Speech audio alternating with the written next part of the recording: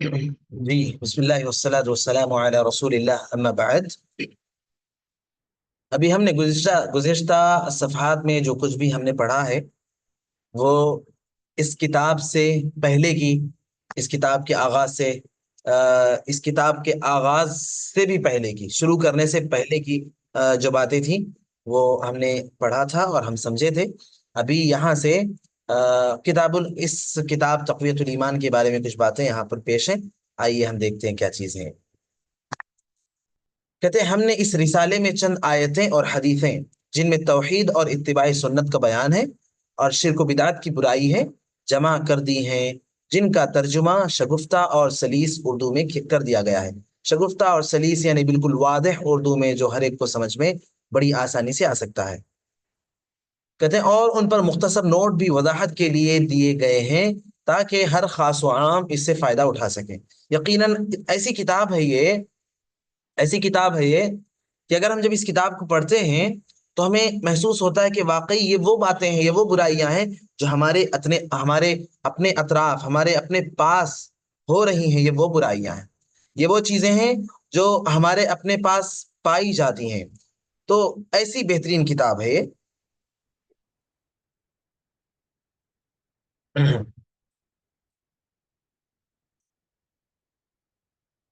کہتے ہیں کہ اللہ کرے ہمارا یہ کام اخروی نجات کا سبب بن جائے۔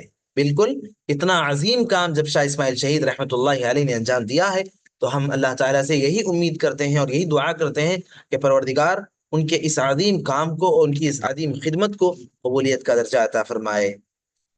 اس کتاب کا نام تقویت الایمان ہے۔ اس میں دو باب ہیں۔ پہلے باب میں توحید کا بیان اور شرک کی برائی ہے، اور دوسرے باب میں اتباع سنت کا بیان اور بدعت کی برائی۔ پہلا باب جو کہ توحید سے تعلق رکھتا ہے، اور دوسرا باب جو کہ سنت اور رسالت سے تعلق رکھتا ہے۔ تقویت الایمان کتاب کے نام کا معنی کسی کو پتا ہے آپ میں سے؟ کتاب کا نام ہے تقویت الایمان۔ اس کتاب کا جو نام ہے اس کے معنی کسی کو معلوم ہے آپ میں سے؟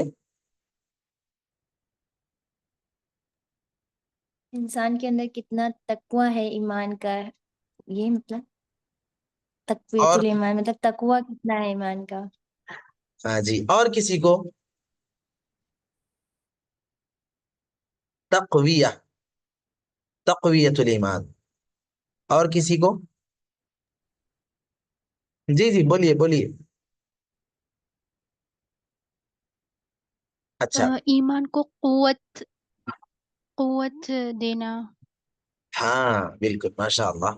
تقویت الایمان، تقویہ یہ قوہ یقوی تقویہ، کسی چیز کو طاقت، سپورٹ کرنا، کسی چیز کا سپورٹ کرنا، طاقت عطا کرنا، اس کو مضبوط بنانا اس کو۔ تو تقویت الایمان کا معنی کہ ایمان کو مضبوط بنانا، ایمان کو مضبوط بنانے والی کتاب اس کتاب کا نام ہے۔ ٹھیک ہے، یہاں سے پیج نمبر 41 سے اس کتاب کا آغاز ہوتا ہے، اور پہلا باب جیسا کہ آپ نے دیکھا کہ پہلے باب کے اندر توحید کا بیان اور شرک کی برائی ہے۔ تو پہلے باب کا پہلا حصہ عوام کی بے خبری۔ عام طور پر لوگوں میں شرک پھیلا ہوا ہے، توحید نایاب ہے۔ نایاب یعنی جو چیز نہیں پائی جائے اسے نایاب کہتے ہیں۔ توحید نایاب ہے۔ اکثر ایمان کے دعوے دار توحید و شرک کے معنی نہیں سمجھتے۔ مسلمان ہیں مگر بے شعوری میں شرک میں گرفتار ہیں۔ مسلمان ہیں مگر بے شعوری میں شرک میں گرفتار ہے۔ لہذا پہلے توحید و شرک کے معنی سمجھنے کی کوشش کرنی چاہیے تاکہ قرآن و حدیث سے ان کی بھلائی اور برائی معلوم ہو سکے۔ سبب بیان کر رہے ہیں کہ ہم نے اس موضوع کو پہلے کیوں شروع کیا، توحید کے بیان کو ہم نے پہلے کیوں شروع کیا؟ اس لیے کہ دنیا کے اندر شرک پھیلا ہوا ہے۔ شرک یعنی ہر وہ کام جو اللہ کے لیے ہونا چاہیے اس میں کسی غیر کو بھی حصے دار بنانا، پارٹنر بنانا اور شریک بنانا، تو اسے کہتے ہیں شرک۔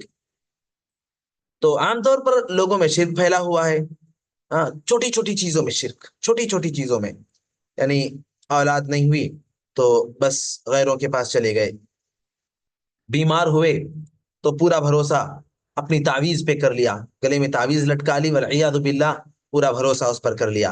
حالانکہ اللہ کے نبی صلی اللہ علیہ وسلم نے کہا کہ من تعلق تمیمۃ فقد اشرک۔ شرک کی اتنی ساری قسمیں ہمارے اپنے اطراف مل جائیں گی کہ ہم بس اس کو بیان کرتے ہی بیٹھ جائیں تو میرے خیال سے بہت سارا وقت نکل جائے گا۔ توحید نایاب ہے، اکثر ایمان کا دعویٰ اللہ کے نبی اللہ رب العالمین نے قرآن مجید میں فرمایا نا وما یؤمن اکثرهم باللہ الا وهم مشرکون، کہ بہت سارے ایسے لوگ ہیں جو کہنے کو تو مومن ہیں لیکن دراصل ان کے اندر شرک پایا جاتا ہے، وہ مشرک ہے۔ تو انہی کے بارے میں توحید نایاب ہے۔ اکثر ایمان کا دعویٰ، ایمان کے دعوے دار توحید اور شرک کے معنی نہیں سمجھتے، توحید اور شرک کے معنی نہیں سمجھتے۔ آپ میں سے کتنوں کو پہلے سے توحید اور شرک کا معنی اچھے سے مضبوطی کے ساتھ معلوم تھا؟ ہینڈ ریس کیجئے۔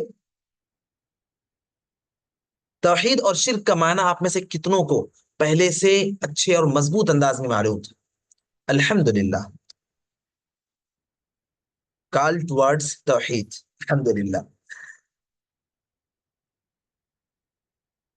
جی الحمدللہ، بہت ساری بہنوں کو معلوم تھا، لیکن یہ ایک صورتحال ہے کہ لوگ ایمان کا دعویٰ کرتے ہیں، ایمان کی بات کرتے ہیں، لیکن خود ان کے اندر انہیں خود پتہ نہیں ہے کہ توحید کیا ہے اور شرک کیا ہے، مگر بے شعوری میں شرک میں گرفتار ہے۔ بیمار ہو گئے، ڈاکٹر کے پاس گئے، دوا لے کر آئے، ٹھیک نہیں ہو رہے تو ڈاکٹر کو الزام دے رہے ہیں، طبیعت نہیں صحیح ہو رہی تو ڈاکٹر کو الزام دے رہے ہیں کہ بھئی ڈاکٹر نے صحیح دوا نہیں دی اس لیے طبیعت نہیں صحیح ہو رہی ہے، حالانکہ بیماری اور شفا دینے والا کون ہے؟ اللہ تبارک و تعالیٰ ہے۔ پھر ڈاکٹر ذمہ دار کیسے ٹھہرا؟ ہماری بدعقیدگی کے نتیجے میں، ہمارے غلط عقیدے کے نتیجے میں، ہمارے اندر جو شرک سرایت کر چکا ہے اس کے نتیجے میں۔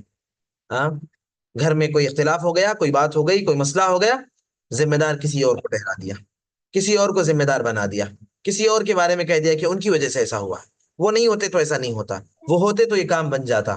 یہ ساری چیزیں ہمارے پاس عام ہیں۔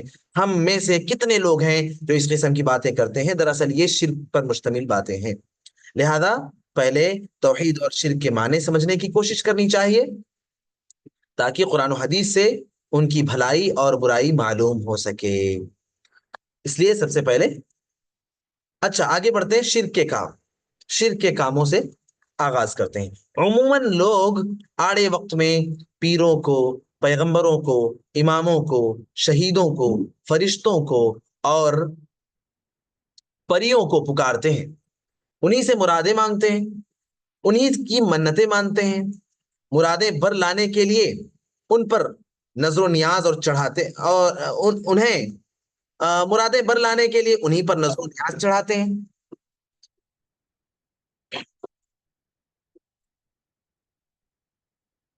مرادیں بر لانے کے لیے انہی پر نظر و نیاز چڑھاتے ہیں، اور بیماریوں سے بچنے کے لیے اپنے بیٹوں کو انہی کی طرف منسوب کرتے ہیں۔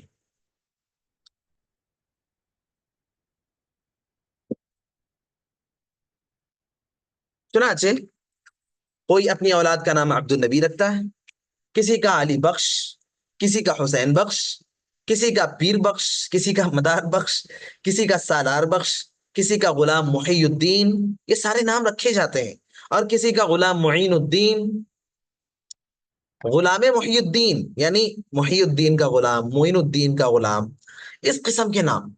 ذرا آپ بتائیں کہ یہ نام ہمارے درمیان نہیں پائے جاتے، بہت سارے لوگ ایسے نام رکھتے ہیں، ہاں، اور ایگزیکٹ اگر ایسے نام نہ بھی رکھتے ہوں تو کم سے کم اتنا ضرور ہے، کم سے کم اتنا ضرور ہے کہ ایسے ملتے جلتے نام جو شرک اور خرافات پر مشتمل ہے، ایسے ناموں کا استعمال کرتے ہیں۔ کوئی کسی کے نام کی چوٹی رکھتا ہے، چوٹی چھوڑ دیتے ہیں کہ بھئی فلاں صاحب کے نام، کوئی کسی کے نام کے جانور ذبح کرتا ہے، کسی بابا کے نام، کسی پیر کے نام، کسی فقیر کے نام، کوئی مشکل پڑنے پر کسی کو پکارتا ہے یا علی المدد، یا حسین المدد، والعیاذ باللہ، اور کوئی کسی کی قسم کھاتا ہے، تمہاری محبت کی قسم، تمہاری قسم، میری روزی کی قسم، ہاں، ماں کی قسم، ہاں، اپنی قسم۔ کیا ہے یہ چیز؟ یہی سب تو خرافات ہے، یہی سب تو شرک ہے۔ قسم کس کے لیے کھائی جانی چاہیے؟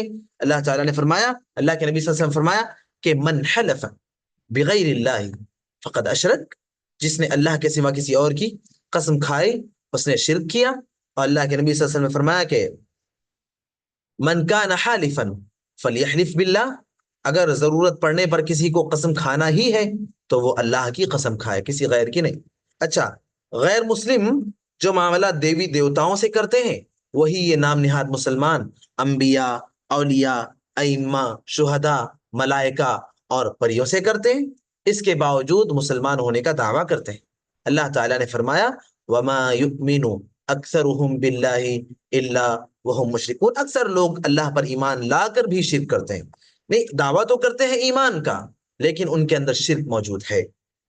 اچھا، ابھی جو باتیں صاحب کتاب نے کہی ہیں کہ غیر مسلم جو معاملہ دیوی دیوتاؤں سے کرتے ہیں وہی یہ نام نہاد مسلمان انبیاء سے، اولیاء سے، ائمہ سے، شہداء سے، ملائکہ سے اور پریوں سے کرتے ہیں۔ اس بارے میں غالباً علامہ حالی نے غالباً انہوں نے ہی بڑا مشہور شعر لکھا ہے کہ کرے غیر گر بت کی پوجا تو کافر، نہ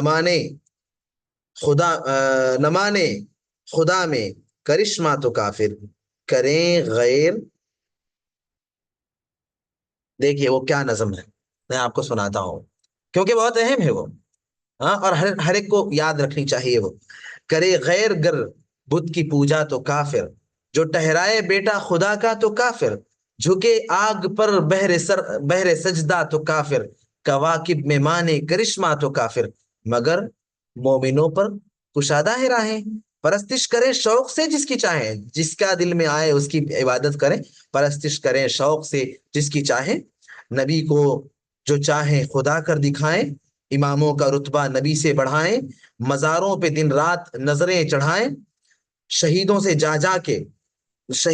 جا جا کے مانگے دعائیں، نہ توحید سے کچھ خلل اس سے آئے، نہ اسلام بگڑے نہ ایمان جائے، وہ دین جس سے توحید پھیلی جہاں میں، ہوا جل وگر حق زمین و زماں میں، رہا شرک باقی نہ وہم و گما میں، نہ بدلا گیا آگے ہند و ستا میں، ہمیشہ سے اسلام تھا جس پہ نازل، وہ دولت بھی کھو بیٹھے آخر مسلمان۔ ہاں؟ یعنی جو چیزیں ہم غیروں کے لیے غلط سمجھتے ہیں اپنے اگر کریں تو صحیح، یہ کون سی بات ہوئی؟ کرے غیر بت کی پوجا کرے تو کافر ہوئے، غیر اگر خدا کا بیٹا کسی کو ٹھہرائے تو وہ کافر ہوئے، غیر اگر کسی کے سامنے اپنا سر ٹیکتے ہو تو وہ کافر ہوئے، غیر اگر ستاروں میں، چاند میں، سورج میں کرشمہ مانے تو وہ کافر ہوئے۔ لیکن اپنے آپ کو مومن کہنے والے یہ لوگ، اپنے آپ کو مسلمان کہنے والے لوگ، کیا یہ جس کی عبادت کرنا چاہیں کریں، یہ پرستش کریں شوق سے جس کی چاہیں، نبی کو کبھی خدا بنا دیتے ہیں؟ کیا کہا انہوں نے، اور کیا نام ہے ان کا، بریلوی صاحب جو بہت بڑے عالم ہے نا، احمد رضا خان بریلوی، کیا کہتے ہیں وہ کہ وہی جو مستوی عرش تھا خدا ہو کر، یعنی جو آسمان پر خدا بنا بیٹھا ہوا تھا، جو رب تھا، جو پروردگار تھا، جو اللہ تھا، اتر پڑا ہے مدینے میں مصطفیٰ ہو کر، والعیاذ باللہ، اللہ المستعان علی ذلک، کہ وہی رب العالمین آسمان میں، دنیا میں آیا ہے، مدینے میں آیا ہے، اور وہی نبی ہے، وہی محمد ہے۔ استغفر اللہ العظیم۔ اسی بات کو نا علامہ حالی نے کہا ہے کہ اماموں کو، یعنی نبی کو جو چاہیں خدا کر دکھائیں، اماموں کا رتبہ نبی سے بڑھائیں، مزاروں پہ دن رات نظریں چڑھائیں، شہیدوں سے جا کے مانگے دعائیں، نہ توحید سے کچھ خلل اس سے آئے، نہ اسلام بگڑے نہ ایمان جائے۔ یعنی اتنا سب کرنے کے باوجود بھی ان کے ایمان پر کوئی فرق نہیں پڑتا ان کے حساب سے، اتنا سب کرنے کے باوجود بھی ان کے اسلام پر کوئی خلل نہیں آتا ان کے حساب سے۔ اللہ تعالی ہم سب کو اپنے ایمان کی حفاظت کی توفیق عطا فرمائے۔ آگے کیا کہتے ہیں؟ دعویٰ ایمان کا اور کام شرک کے۔ دیکھتے ہیں اس مضمون کو باندھ کر کیا لکھا ہے صاحب کتاب نے۔ یعنی اکثر دعوے داران ایمان شرک کی دلدل میں پھنسے ہوئے ہیں۔ اگر کوئی ان سے کہے کہ تم دعویٰ تو ایمان کا کرتے ہو مگر شرک میں گرفتار ہو، کیوں شرک و ایمان کی متضاد راہوں کو ملا رہے؟ شرک الگ راستہ ہے، ایمان الگ راستہ ہے۔ ہاں، اللہ کے نبی صلی اللہ علیہ وسلم نے ایک مرتبہ زمین پر ایک لکڑی سے ایک لکیر کھینچی، سیدھی لکیر، اور اس لکیر کے اطراف میں کچھ لکیریں بنائیں، اور کہا وہ جو سیدھی لکیر تھی اس کے بارے میں کہا ہذہ سبیل اللہ، اور جو اطراف جو لکیریں تھیں کہا کہ وہذہ سبل الشیاطین، اور یہ شیطان کے راستے، سیدھی جو راستہ، سیدھا جو راستہ تھا وہ اللہ کا، اور اطراف جو راستے ہیں وہ شیطان کے۔ تو شیطان کے راستے اور اللہ کے راستے الگ الگ ہیں، شیطان کے راستے اور اللہ کے راستے متضاد ہیں، مخالف راستے ہیں، وہ راستہ الگ ہے، یہ راستہ الگ ہے۔ تو کیوں ایسا کرتے ہو کہ دعویٰ ایمان کا کرتے ہو اور کام شرک کے کرتے ہو؟ تو جواب کیا دیتے ہیں وہ؟ تو وہ یہ جواب دیتے ہیں کہ ہم شرک نہیں کر رہے ہیں، بلکہ انبیاء اور اولیاء سے محبت رکھتے ہیں، ان کے عقیدت مند ہیں۔ شرک تو تب ہوتا جب ہم انہیں اللہ کے برابر سمجھتے، شرک تو تب ہوتا جب ہم انہیں اللہ کے برابر سمجھتے، ہم تو انہیں اللہ کے بندے اور مخلوق ہی سمجھتے ہیں۔ اللہ نے انہیں قدرت و تصرف بخشا ہے، قدرت یعنی اللہ نے انہیں طاقت دیا ہے، تصرف یعنی دنیا میں رہتے ہوئے کچھ بھی کر سکتے ہیں، اللہ نے انہیں بخشا ہے۔ یہ لوگ کہتے ہیں جواب کے طور پر یہ اللہ ہی کی مرضی سے دنیا میں تصرف کرتے ہیں، ان کو پکارنا اللہ ہی کو پکارنا ہے، والعیاذ باللہ، اور ان سے مدد مانگنا اللہ ہی سے مدد مانگنا ہے۔ یہ لوگ اللہ کے پیارے ہیں، جو چاہے کریں۔ اللہ کے نبی اللہ کے پیارے نہیں تھے، اللہ کے نبی صلی اللہ علیہ وسلم کی بیوی پر بہتان لگایا گیا، اما عائشہ پر بہتان لگایا گیا، ایک صحابی رسول کے ساتھ منافقین نے جوڑ کر ان پر زنا جیسے گھناؤنے جرم کا الزام لگایا، اللہ کے نبی کچھ نہیں کر سکے اور انہیں کوئی خبر بھی نہیں ہوئی، کئی دنوں تک اپنی بیوی سے ناراض رہے آپ صلی اللہ علیہ وسلم۔ اللہ کے نبی صلی اللہ علیہ وسلم کے بارے میں، اللہ کے نبی سب سے پیارے تھے آپ صلی اللہ علیہ وسلم اللہ رب العالمین کے، وہ کچھ نہیں کر سکے۔ یہ جن کے بارے میں کہیں کہ یہ لوگ اللہ کے پیارے جو چاہے کرے، یہ ہمارے سفارشی اور وکیل ہیں، ان کے ملنے سے رب مل جاتا ہے، اللہ اکبر، ان کے پکارنے سے رب کا تقرب حاصل ہوتا ہے، جتنا ہم انہیں مانیں گے اسی نسبت سے ہم اللہ کے نزدیک ہوتے چلے جائیں گے۔ اور اس قسم کی فضول باتیں کرتے ہیں یہ لوگ، ذرا بتائیں، اللہ رب العالمین نے تو خود قرآن مجید کے اندر کہا نا، دیکھیں آگے میرے خیال سے آ رہا ہے، اللہ رب العالمین نے تو قرآن مجید کے اندر خود کہا کہ وَإِذَا سَأَلَكَ عِبَادِي عَنِّي، میرے بندے جب میرے بارے میں آپ سے پوچھیں تو آپ کہہ دیجئے کہ فَإِنِّي قریب، میں بہت قریب ہوں، اجیب دعوت الداعی اذا دعان، بندہ جب مجھ سے سوال کرتا ہے، مجھ سے دعا مانگتا ہے، مجھ سے پوچھتا ہے کچھ، تو میں اس کی دعا کو قبول کرتا ہوں۔ اللہ تعالیٰ تو یہ کہہ رہے ہیں کہ میں بندے کی دعا کو قبول کرتا ہوں۔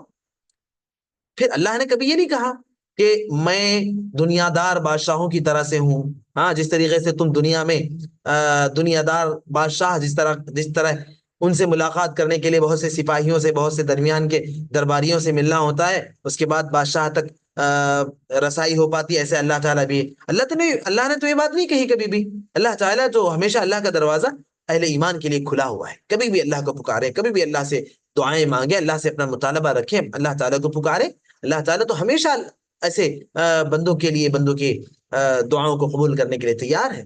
اللہ تعالیٰ تو کہتے ہیں کہ جب بندے مجھ سے میرے بارے میں آپ سے پوچھیں تو مجھ سے کہہ دیجیے کہ میں بہت قریب، کتنا قریب، کتنا قریب اللہ تعالیٰ بندوں سے ہے۔ اللہ کہتے ہیں کہ اقرب الیہ من حبل الورید، اللہ بندوں کے شہ رگ سے بھی زیادہ قریب۔ میرا یہ پن میری جیب پر پن لگا ہوا تھا، میں نے اس پن کو نکالنے کے لیے کوئی سیڑھی نہیں لگائی، کوئی زینہ نہیں لگایا، کوئی رسی پکڑ کے لٹک کر نہیں پہنچا اس تک، بس میں نے ہاتھ کو ایسے کیا اور پن میرے ہاتھ میں آ گیا، ہے نا؟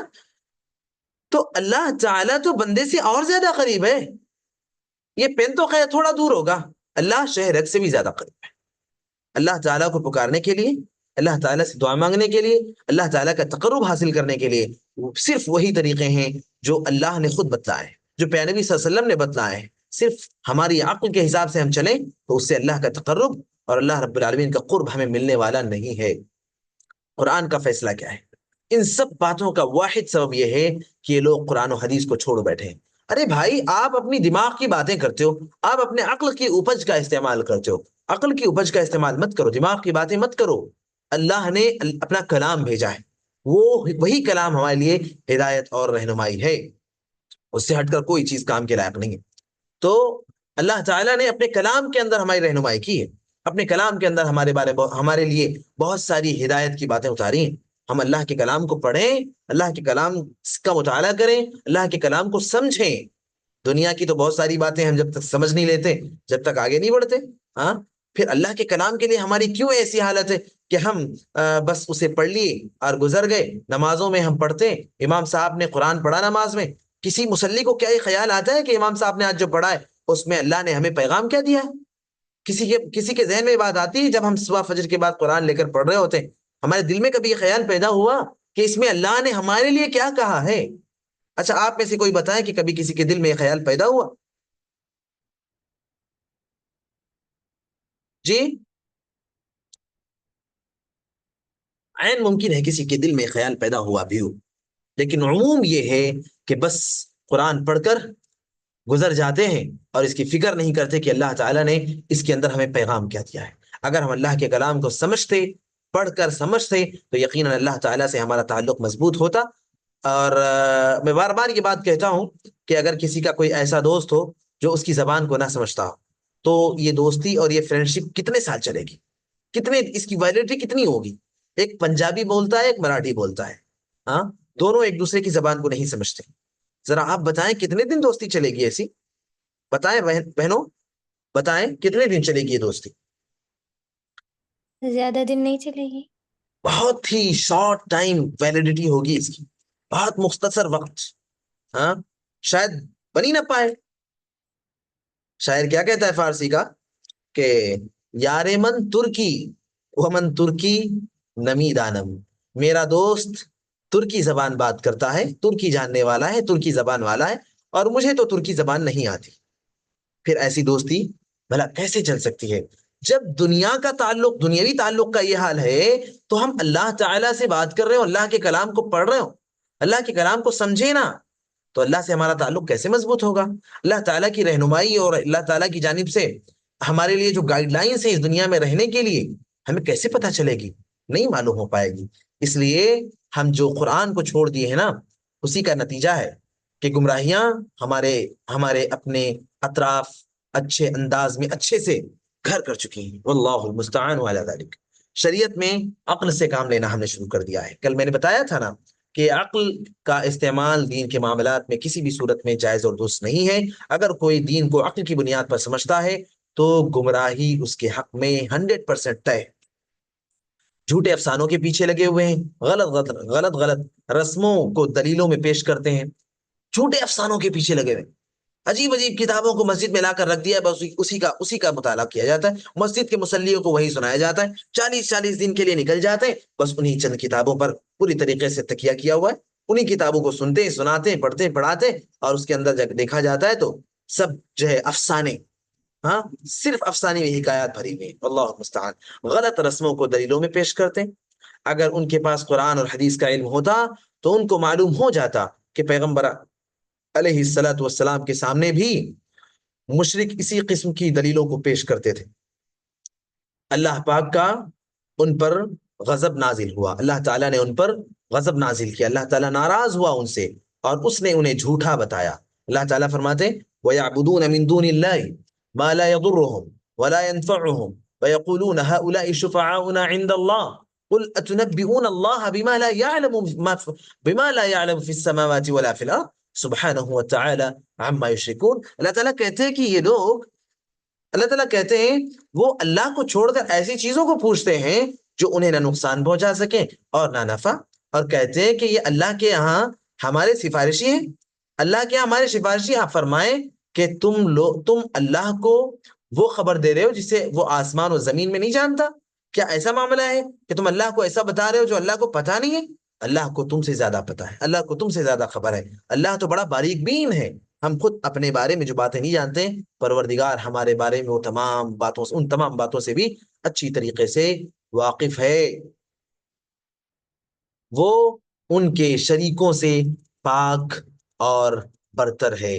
اللہ تبارک و تعالیٰ کو کوئی ضرورت نہیں ہے، اللہ تعالیٰ کو کوئی ضرورت نہیں ہے کہ اللہ تعالیٰ کے ساتھ دوسروں کو شریک کیا جائے اور دوسروں کو لایا جائے۔ اللہ تعالیٰ دنیا دار بادشاہوں کی طرح نہیں ہے کہ وہ سفارشیں کروانے کی کوشش، یعنی دوسروں کی سفارش کی ضرورت پڑے اللہ تک پہنچنے کی۔ اللہ کہتا ہے کہ میں بندے کے قریب ہوں، بندہ خود مجھے بلائے، بندہ خود مجھ سے پکارے، بندہ خود مجھ سے دعائیں کرے۔ اسی طرح بہت ساری مساجد میں نماز ختم ہوتے ہی امام صاحب ہاتھ اٹھا کر دعا کرواتے ہیں، تو ان کا جواب کیسے دیں ہم؟ بھائی ہر ایک کی اپنی ضرورت ہے، ہر ایک کا اپنا کام ہے، ہر ایک اللہ سے خود بات کرنا چاہتا ہے، خود اللہ سے اپنی ضرورت پیش کرنا چاہتا ہے۔ امام صاحب سے کہیں کہ امام صاحب آپ اپنی ضرورت پیش کریں اللہ تعالیٰ سے، ہم اپنی ضرورت خود پیش کر لیں گے۔ اللہ کو کوئی ضرورت نہیں ہے کہ ہم اللہ کے اور اپنے درمیان دوسروں کو لے کر آئیں، اللہ کو سفارش کی کوئی ضرورت نہیں ہے۔ اسی طریقے سے اللہ کے سوا کوئی قادر بھی نہیں ہے، یعنی مشرک جن چیزوں کے پرستار ہیں، جن چیزوں کو پوجتے ہیں، وہ بالکل بے بس ہیں۔ ایسی چیزوں کو مشرکین پوجتے ہیں جو خود اپنا کام بھی نہیں کر سکتے۔ ابراہیم علیہ السلام کا واقعہ پورا سوچیں، جن بتوں کو ابراہیم علیہ السلام نے اپنی کلہاڑی سے توڑا پھوڑا تھا، ان کے پاس کھانا لے کر گئے، کہے کھاؤ، وہ کچھ بولے ہی نہیں۔ اس کھانے میں مکھی بیٹھتی، اسے ہٹا ہی نہیں سکے۔ ان کے پاس کتے آتے، ان کے کھانے کو کھا جاتے، وہ کچھ کر ہی نہیں سکے۔ ابراہیم علیہ السلام کو غصہ آیا جب وہ ان کا جواب نہیں دے رہے تھے، لیا کلہاڑی اور ایک طرف سے سب کو ڈھیر کرتے چلے گئے، اور مشرکین کو بے زبان کرنے کے لیے، ان کو لاجواب کرنے کے لیے بڑا جو بت تھا اس کے کندھے پر کلہاڑی کو رکھ دیا۔ خیر وہ واقعہ انشاءاللہ کسی اور موقع پر۔ ان میں نہ کسی کو کوئی فائدہ پہنچانے کی قدرت ہے، نہ نقصان کی، اور نہ ان کا یہ کہنا کہ اللہ کے پاس ہماری سفارش کریں گے غلط ہے، اور ان کا یہ کہنا کہ اللہ کے پاس یہ بت ہماری سفارش کریں گے، یہ پیر بزرگ ہماری سفارش کریں گے، سب غلط ہے۔ وہ تو خود اپنے بارے میں نہیں جانتے کہ ہمارا کیا ہوگا۔ اللہ کے نبی نے کہا کہ لوگوں، میں خود مجھے نہیں پتا کہ واللہ لا ادری ما یفعل بی ولا بکم، مجھے تو اتنا بھی نہیں پتا کہ خود میرے ساتھ کیا کیا جائے گا اور تمہارے ساتھ کیا ہوگا۔ تو اللہ کے نبی جو اس کائنات میں رب العالمین کے سب سے زیادہ محبوب ترین انسان تھے، خدا آپ کو پتا نہیں تھا اپنے بارے میں، دوسروں کے بارے میں آپ کیا فیصلہ فرماتے ہیں؟ کہتے ہیں یہ سب باتیں غلط ہیں کیونکہ اللہ نے یہ بات بتائی نہیں ہے۔ پھر کیا تم آسمان و زمین کی باتوں کو اللہ سے زیادہ جانتے ہو؟